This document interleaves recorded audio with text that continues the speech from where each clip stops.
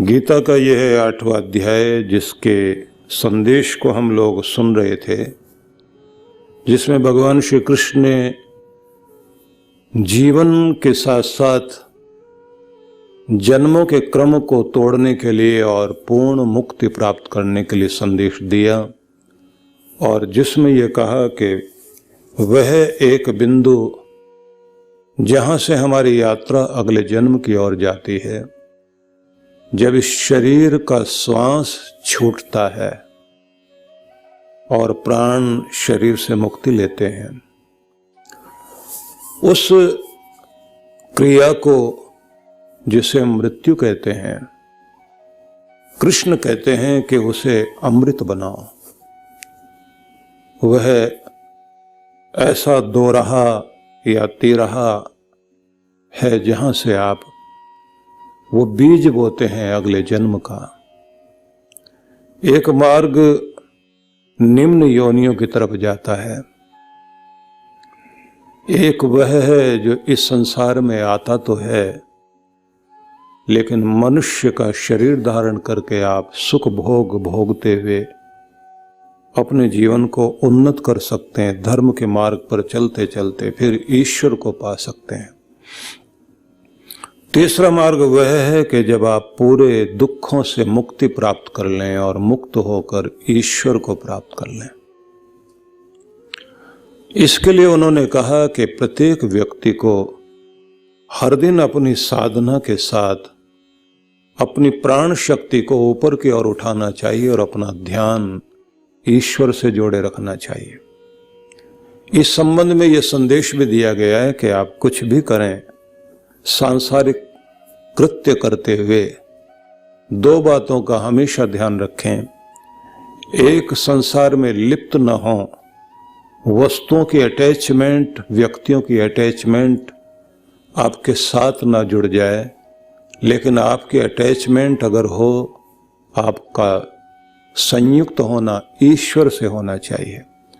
तो हर दिन ईश्वर से जुड़े रहना और संसार में रहकर कार्य करना, लेकिन इस तरह से कि आपके कर्तव्य पूरे हो जाएं, संसार के प्रति प्रेम भी रहे, वस्तुओं को संभालने की व्यवस्था भी चलती रहे, सही प्रबंधन भी आपका चलता रहे राजा जनक की तरह से, लेकिन संसार का मोह इतना न हो जाए कि तुम्हारी यात्रा रुक जाए और तुम मोह में आकर फिर दुखों के चक्र में फंस जाओ। इसलिए संसार से ऊपर कमल की तरह उठकर जीना चाहिए और हर दिन अपना संबंध अपने ईश्वर से जोड़े रखकर अपनी चेतना को ऊपर की तरफ उठाना चाहिए। ये सब समझाने के बाद आगे भगवान श्री कृष्ण ये कहते हैं कि एक वह वस्तु भी व्यक्ति को आनी चाहिए कि आप अपनी प्राण शक्ति को ऊपर उठाकर ध्यान आज्ञा चक्र में लगाकर ओंकार का उच्चारण करते हुए और प्रभु का स्मरण करते हुए शरीर को छोड़ने की विधि भी आनी चाहिए, मुक्त होने की विधि भी आनी चाहिए।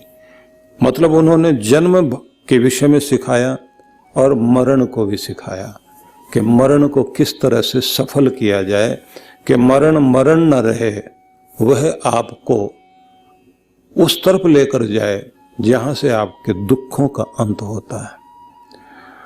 तो इसी को समझाते हुए अब 8वें अध्याय के 14वें श्लोक की तरफ हम लोग चलते हैं। यहां कहा जा रहा है, अनन्य चेतः सततम यो माम स्मृति नित्यशः तस्याहम सुलभ पार्थ नित्य युक्तस्य योगिनः। हे पार्थ, पृथापुत्र अर्जुन, निरंतर रूप से मतलब चिरकाल से एकाग्र चित्त के द्वारा जो मेरा चिंतन करने वाला नित्य युक्त योगी है, उसके लिए मैं सहज प्राप्य हूं। मतलब जीवन पर्यंत भगवान का सतत चिंतन स्मरण उसकी प्राप्ति का सहज उपाय है। तो यहां कहा गया अनन्य चेता, किसी अन्य विषय की ओर भक्त का ध्यान न हो, अपने इष्ट में ही संलग्न रहे। नित्यशः नित्य प्रति, नित्य प्रति से मतलब हो गया जब तक जीवन है, जीवन पर्यंत। इससे भाव है कि अपने अभ्यास का परित्याग न करे। तो कुल मिलाकर भगवान श्री कृष्ण ये कहते हैं कि तुम्हें संयुक्त रहना चाहिए भगवान से, और मन को एकाग्र करते रहने के लिए व्यक्ति को अनन्य चित्त वाला बनना चाहिए। अनन्य चित्त से मतलब हुआ कि किसी अन्य विषय की तरफ अपने ध्यान को न जाने दें, अपने इष्ट में ही आपका ध्यान रहना चाहिए। तो आइए थोड़ा इसको समझ लेते हैं। श्री कृष्ण ये कहते हैं अनन्य चेता सततम यो माम स्मृति नित्यशः। अब यहां जो सततम शब्द का प्रयोग है उसमें शब्द का अर्थ हो गया निरंतरता। किसी भी चीज के निरंतर प्रवाह के साथ जब आप अभ्यास के द्वारा कोई भी चीज करते हैं तो वह अभ्यास आपको शक्तिशाली बनाता है। बीच में अभ्यास छूटना नहीं चाहिए। सीखने वाला सबसे ज्यादा महत्वपूर्ण गुण यही है कि अपने मन को आदत डालिए। आदत तभी बनेगी जब आप नित्य प्रति अभ्यास करते हैं। किसी भी दिन अभ्यास को छूटने मत दें। जिस दिन आपका अभ्यास छूट गया, जैसे हम लोग जब विद्यार्थी काल में ये देखते थे कि वहां 4 बजे उठाया जाता था और उठते ही जाकर फिर प्रार्थना करनी होती थी। अब व्यक्ति उठा है, उठते उसे कहा जाए कि आइए सब लोग, सारे विद्यार्थी खड़े होंगे और खड़े होकर के प्रभात वंदन करना। अब प्रभात वंदन में जो है वो मंत्र बोले जा रहे हैं। श्रद्धा को हम प्रभात में पुकारते हैं, भगवान को हम पुकारते हैं, प्रभु हमारे अंदर शक्तियों को जागृत करें। अब हमारी आदि तो नींद, उस समय ऐसे ऐसे हम लोग रहते थे। और जिन विद्यार्थियों को ये कहा जाता था कि आपने बोलना है और बाकी सब दोहराएंगे, उनके लिए तो और भी मुसीबत होती थी। तो बड़ा अजीब लगता था कि इस समय से छुटकारा कब मिले और कब जाके अपनी मनमानी करने का मौका है। तो एक दिन ऐसे सब आचार्य लोग बैठे हैं, तो उन्होंने कहा जो भी तुम्हारे मन में प्रश्न आते हैं उन सबको तुम लोग पूछो। और जो बड़े आचार्य थे उनसे सब लोग डरते थे। तो हमने कहा जी किसी दिन जो है आपसे तो हम पूछते हैं, किस दिन ये उपाचार्य जो हैं इनके साथ बैठेंगे। तो वो उसी समय उठ के चले गए, बोले इनसे बात करो। जब हम लोग बैठ गए तो हम लोगों ने कहा कि एक बात हमें जरा बताई जाए कि हम लोग इस शासन और अनुशासन को बंधन समझते हैं। तो उन्होंने कहा कि ये स्वाभाविक होता है मनमानी करने का, क्योंकि हमारे सब के अंदर एक पशुता होती है। उस पशुता को डंडे से हाँकना पड़ता है, उसके लिए अनुशासन बनाना पड़ता है। जानवरों को जब आप साधते हैं तो उनको अनुशासन में बांधना पड़ता है और वो फिर सारे जीवन भर के लिए उपयोगी बन जाते हैं। और फिर ये होता है कि मालिक जो है उन्हें डंडे से हाँके ऐसा नहीं होता, उनको खिलाएगा, प्यार करेगा, उनका ध्यान रखेगा, और वो भी मालिक की मर्जी से चलते हैं। कि ये तो हुआ जानवर की बात। मनुष्य के अंदर के जानवर पने को ठीक रखने के लिए शुरुआत में अभ्यास कराने के लिए कुछ नियम बनाए जाते हैं। वो नियम जब बन जाते हैं तो वो नियम फिर जिंदगी को चलाते हैं। किसी व्यक्ति को अगर आप बहुत अच्छा कुछ बनाना चाहते हैं तो सदैव अच्छे आचार्यों के द्वारा दिए गए नियमों के अनुसार उनको चलने का मौका देना चाहिए। और जो अभी तुम्हारे लिए घड़ी का अलार्म बजता है तब तुम जागते हो, फिर ऐसा होगा कि तुम्हारे अंदर का अलार्म बजेगा और जब अंदर का अलार्म बजेगा, जब तुम यहां से जाओगे और तुम एक खुले आकाश में अपना काम करोगे, उस समय मनमानी करने का मौका मिलता है। मनमानी थोड़े दिन तो अच्छी लगती है, लेकिन वो मनमानी जो है, स्वेच्छाचारी मनमर्जी करना, वो जब दुख देने लग जाती है और आदमी का विकास रुक जाता है। तो उन्होंने कहा कि एक बात ध्यान रखना कि ज्यादातर लोग जो है स्कूल कॉलेज छूटने के बाद उनकी विद्या और उनका विकास वहीं रुक जाता है, उनका बौद्धिक विकास रुक जाता है, उनकी पढ़ाई लिखाई क्या रुकी, दिमाग भी रुक गया। बस उतने से वो पूरी जिंदगी अपना काम चलाते रहते हैं और एक भीड़ का हिस्सा बन के रह जाते हैं।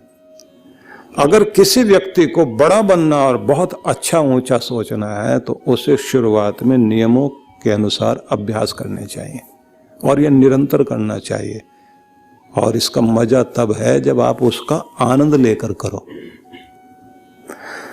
अब उस समय हम लोगों ने सुना और डायरी में लिख लिया, तो उसके बाद ये बात थी कि इसको पढ़ लिया करेंगे कभी कभी। जाते जाते उन्होंने कहा, बेटा ये बात अब याद नहीं आएगी, आगे याद आएगी कि इन्होंने जो कहा था वो कितना कीमती था। कुछ लोग धन्यवाद देते हुए याद करेंगे और कुछ पश्चाताप करते हुए याद करेंगे, काश के हमने वो बात मान ली होती। जो धन्यवाद करेंगे वो कहेंगे, मेरी जिंदगी को कीमती बनाने वाले व्यक्ति, मैं बहुत आभारी हूं कि तूने मुझे समय पर चेताया, नहीं तो मेरे अंदर के जन्मों जन्मों के जो दोष और खोट चले आ रहे हैं वो तो मुझे बहका कर न जाने कहां से कहां ले जाते हैं। ये याद रख लीजिए कि जब भी आप किसी अच्छी चीज का अभ्यास करते जाते हैं, वो आपकी जिंदगी को कीमती बनाने के साथ साथ, आपकी गुणवत्ता को बढ़ाने के साथ साथ आपके आनंद का विषय बनती हैं। और बुरी आदतें हमेशा ही धीरे धीरे धीरे धीरे चलते चलते वो शुरू में आपको स्वाद देंगे, लेकिन फिर वो जो दुख देती हैं, इतना दुखदाई जीवन हो जाता है। बहुत लोगों को देखा कि किस तरह से कहां पहुंच सकते थे और कहां पहुंच गए, और वो कहते हैं कि हमें किसी ने डांट के नहीं समझाया। और वहां मैंने ये देखा कि वो कभी आचार्य लोग मारते पीटते नहीं थे। वो ये कहते थे तुम बड़े और जिम्मेदार हो, जबकि छोटे थे हम लोग, तो ये कहते थे तुम बड़े हो, जिम्मेदार हो, अपनी जिंदगी की जिम्मेदारी लो, और कोई लेने वाला नहीं। माँ बाप थोड़ी देर के लिए रो सकते हैं, मेरे बेटे का क्या हाल हो गया, ये कुछ नहीं बन पाया, इससे ज्यादा वो कुछ नहीं करेंगे। तुम्हारी जिंदगी की जिम्मेदारी तुम्हारी है और किसी की नहीं है। और ये भी नहीं सोच लेना कि जो मेरी किस्मत में होना था हो गया। एक शब्द कहा गया था जो आज तक याद है, तुम्हें जो अवसर मिले, तुम्हें आगे बढ़ने का जो भी मौका था, अगर तुमने उसका लाभ नहीं उठाया और अपने आप को ऊंचा नहीं किया, इससे बड़ा गुनाह दुनिया में कोई नहीं, इससे बड़ा पाप कोई नहीं। और यही दुर्भाग्य है कि तुम्हें अवसर दिए गए, तुमने फायदा नहीं लिया। तो हमारे यहाँ इसलिए कहा जाता है कि आपकी जो ब्रह्म बेला है वो सबसे कीमती है।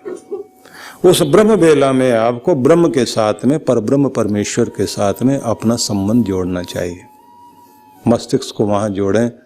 सबसे पहला समय जीवन का, प्रत्येक दिन के जीवन की शुरुआत का समय सबसे कीमती है, और वह कीमती समय परमात्मा जो सबसे ज्यादा मूल्यवान हो सकता है, ज्यादा महत्वपूर्ण हो सकता है, तो उसके लिए दो और किसी के लिए नहीं।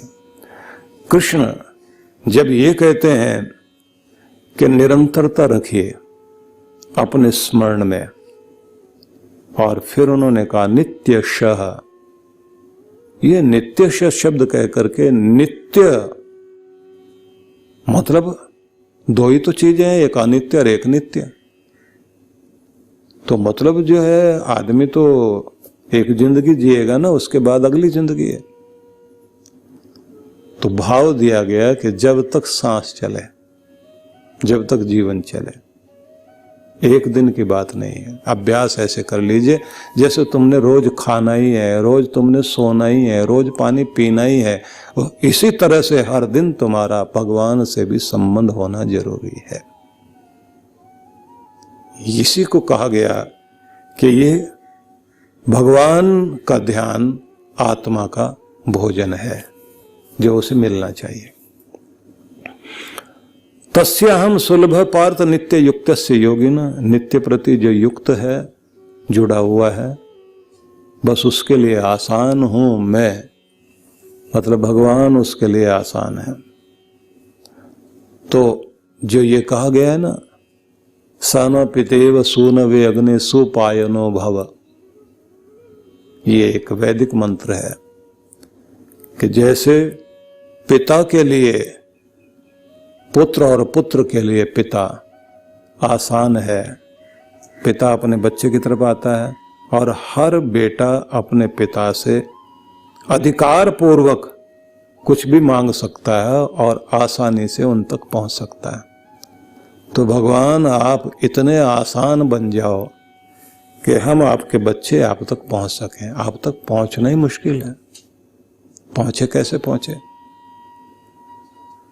तो उसका उत्तर जब यहां दिया गया है, तस्याहम सुलभ पार्थ नित्य युक्त से योगिनम, जुड़ा हुआ जो है, जिसका ध्यान मुझ तक लगा हुआ हर पल और जिसका अभ्यास निरंतर है, उसके लिए तो मैं आसान हूं, उसके लिए कोई कठिन बात नहीं है। तो इसके लिए आवश्यक बात है कि नित्य प्रति आपका नियम बन जाना चाहिए, जीवन पर्यंत अभ्यास जारी रहना चाहिए। अभ्यास जारी रहेगा तो बात बन जाएगी। और इसे ऐसे कहते हैं कि श्वास श्वास में भगवान का नाम जपो, मतलब इसे प्राणों के साथ जोड़ लीजिए। तो जैसे किसी ने पूछा ना कि वो व्यक्ति मर गया, तो बोले कैसे? तो मूर्ख आदमी था एक, उसने कहा साहब वो सांस लेना भूल गया था इसलिए मर गया। तो कोई सांस लेना भूल सकता है क्या? वहां तो याद ही नहीं रखना पड़ता कि सांस लेना भी है या छोड़ना भी है।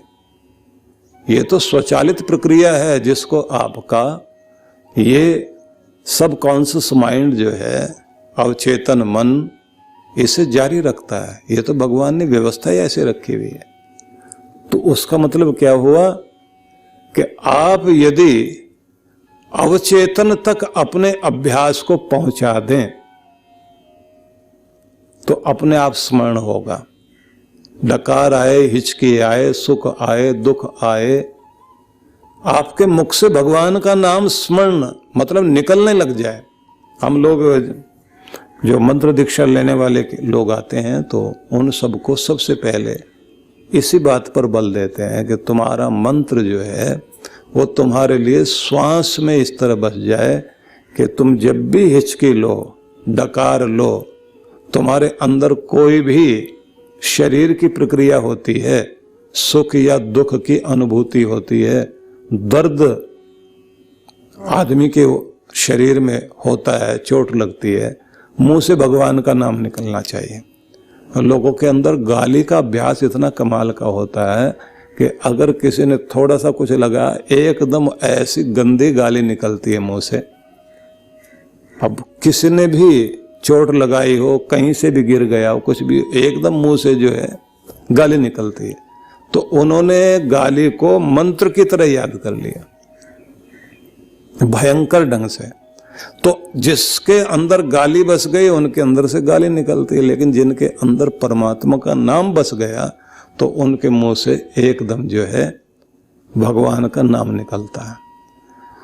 और इसमें एक और बड़ी बात है, माता पिता की भी बड़ी जिम्मेदारी है। वो बच्चों को शुरुआत से ही जो है भगवान का नाम जपना सिखाएं। एक मजे की बात आप देखिए कि जब आप अनेक भाषाएं सीखते हैं ना, मान लीजिए आपकी अपनी मातृभाषा तो हिंदी है, अब आप बस गए जाकर के अमेरिका में या फ्रांस में, अब अगर आप फ्रांस में बस गए तो अब वहां आपने जाकर फ्रेंच सीख ली है। अब फ्रेंच आप बोलते हैं, सारा दिन फ्रेंच बोलेंगे, लेकिन फ्रेंच बोल रहे हैं या जहां आप इंग्लिश बोल रहे हैं, जहां आप अमेरिका में हैं, इंग्लैंड में हैं, हालांकि दुनिया के 12-14 देश हैं जहां पर इंग्लिश बोली जाती, बाकी नहीं।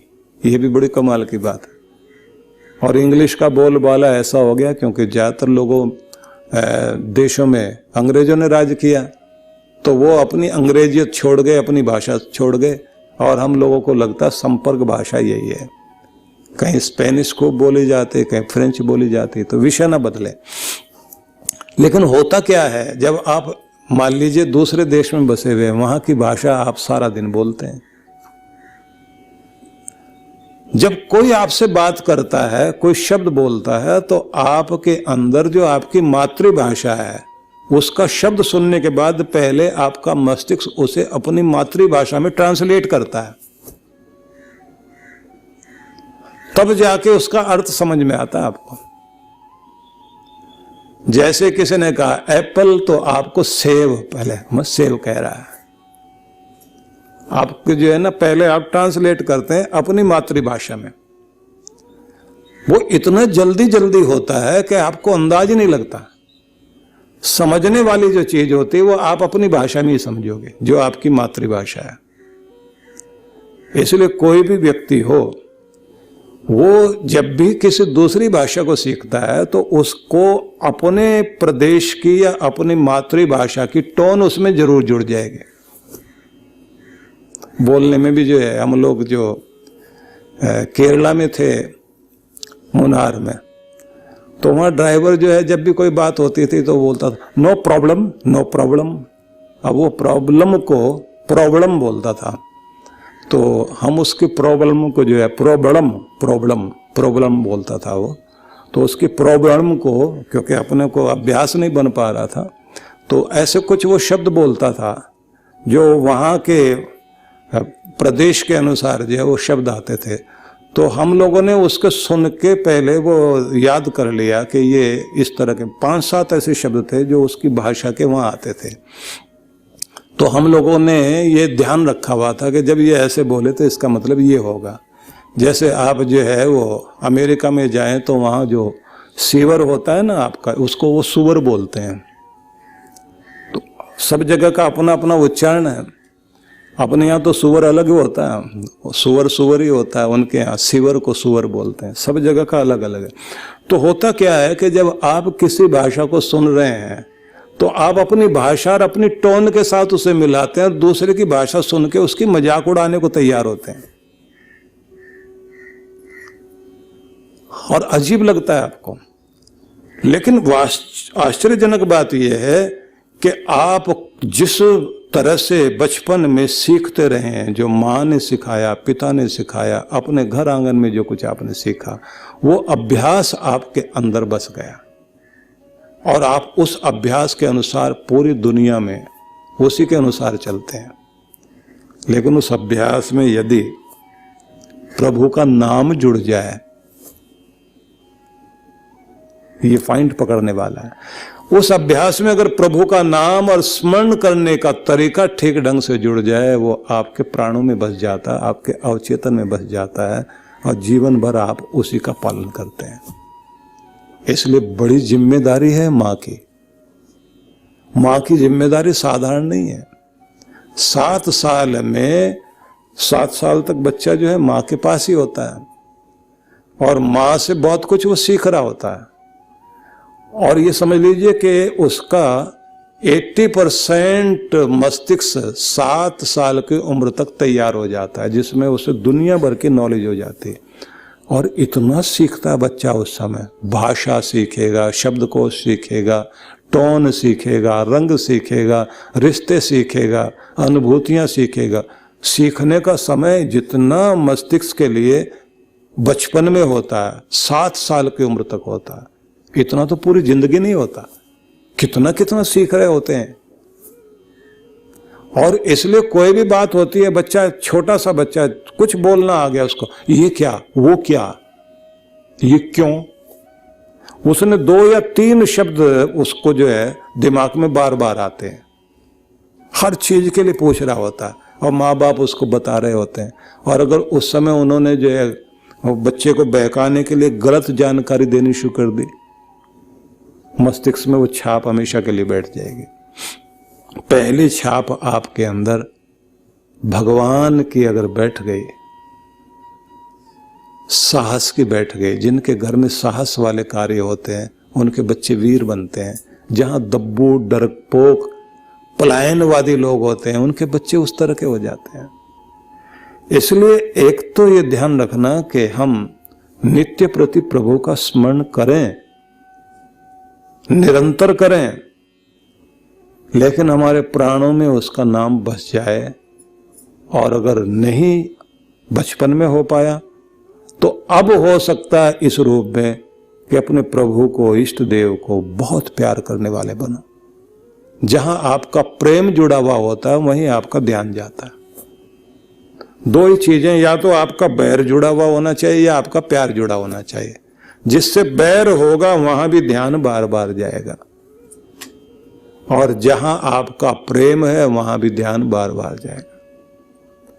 तो जब आपका प्रेम बहुत अधिक जुड़ता है ईश्वर से, जिसको आप महत्वपूर्ण मानने लगते हैं, यह भी ध्यान रखना।